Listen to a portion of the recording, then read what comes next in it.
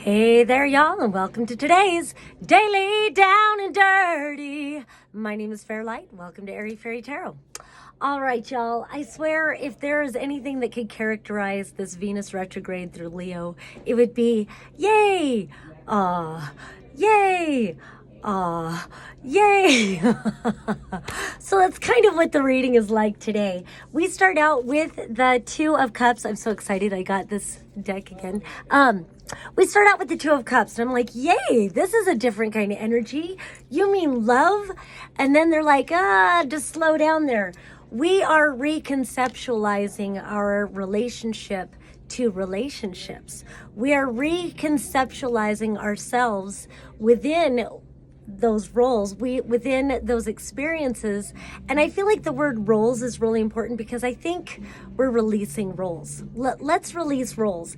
And you know what? Then we love defining, we love labeling, we love doing that. But sometimes it becomes a cage. We get locked in, and then expectations are implied, and one person's expectations can be very different from another person's expectations. And so the implications are often not received because we're not on the same page. So I feel like all of this is leading up to wanting a greater communication. And so really what we're doing right now is we're in process. I'm surprised the death card didn't come out because it looks like we're in process of what didn't work out and reformulating, re-understanding what true partnership is. And even though there's no swords that I am really seeing here, oh no, there are swords. There are swords. It's like, I think we're reconnecting, how does it say? Reconnecting our neural pathways in different directions so that our expectations don't go along the lines of trauma. All right, so we've got, not only do we have the Two of Cups, at least it's upright, but then we've got the Hierophant, which is often seen as a marriage card. So it does go into relationship. I don't think that's what it's meant to be here. I think it's meant to have a dual message, actually, because then we've got the Ten of Swords reversed, and then we've got the Eight of Pentacles reversed. So clearly this is something not working, but trying to close out a cycle of what's not working. And because it's the swords, it's our beliefs about it, it's our thoughts about it, it's the way of communication or lack of communication. And I feel like, so this is climbing the stairs to illumination.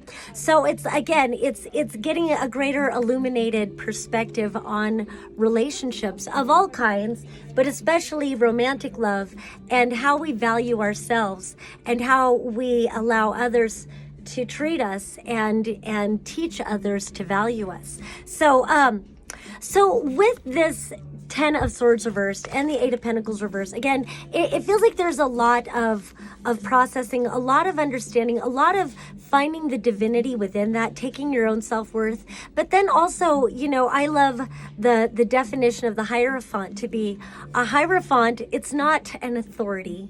It's not meant to be a system. Yes, it can represent that. But I like the definition of the Hierophant as a person who translates the sacred mysteries. Now, he's got to say it twice.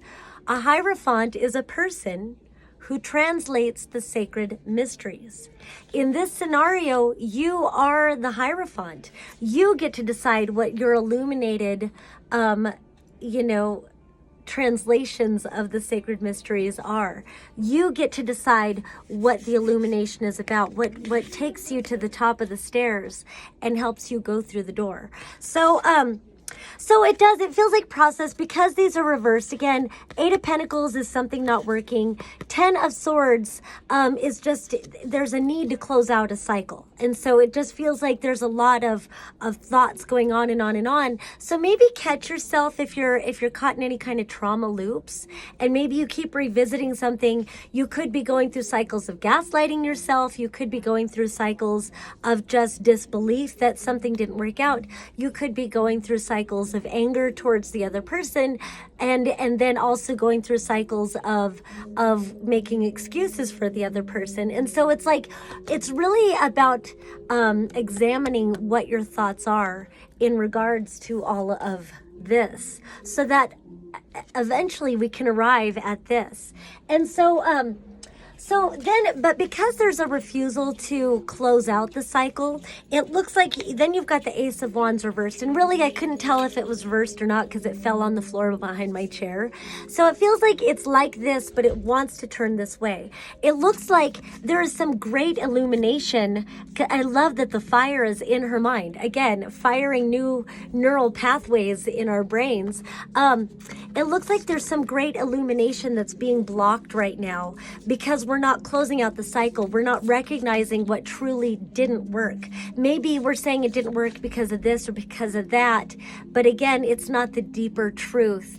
And so, you know, with this one, I always want to say, how many times does a person have to stab you in the back before you recognize all they have is knives for you? And those knives are usually words. You know, it can be gaslighting, it can be devaluing you in whatever different way. It can also be telling you what you want to hear when you're ready to go and seek what it is that you truly want, telling you what you want to hear, but the minute you go back into their, you know, storyline, it's not about what you want at all. It's never about what you want. It's always right back to the same old, same old.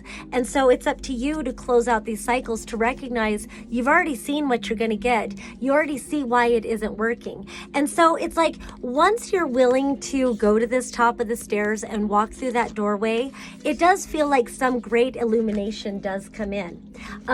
But that does include finally closing the door on it, because again, this being blocked is because there's a refusal to walk away. And I like that there's a burning bowl right here. And so truly, maybe there's a ritual that needs to be done. Maybe you need to cut some cords. Maybe you need to write down all of the beliefs and the excuses and all these things that you're telling yourself of why something didn't work out. Write that down and then put it in a burning bowl and walk away.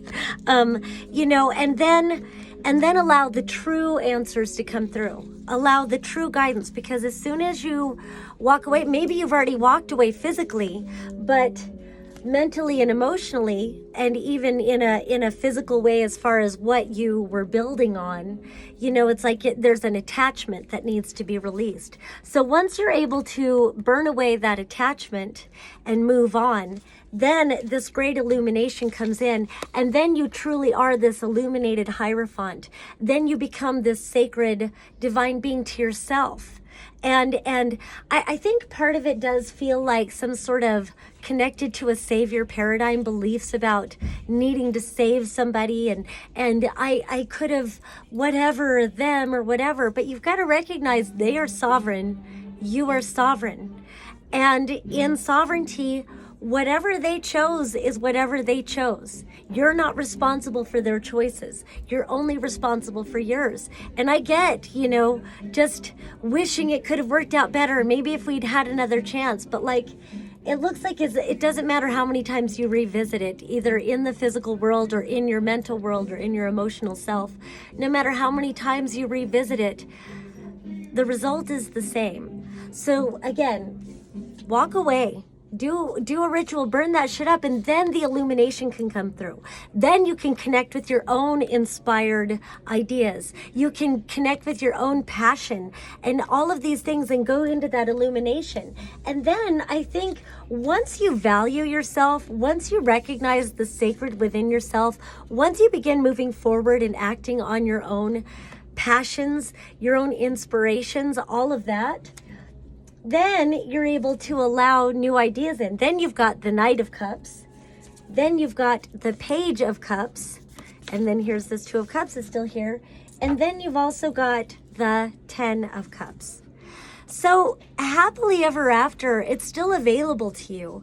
It's just that you need to change.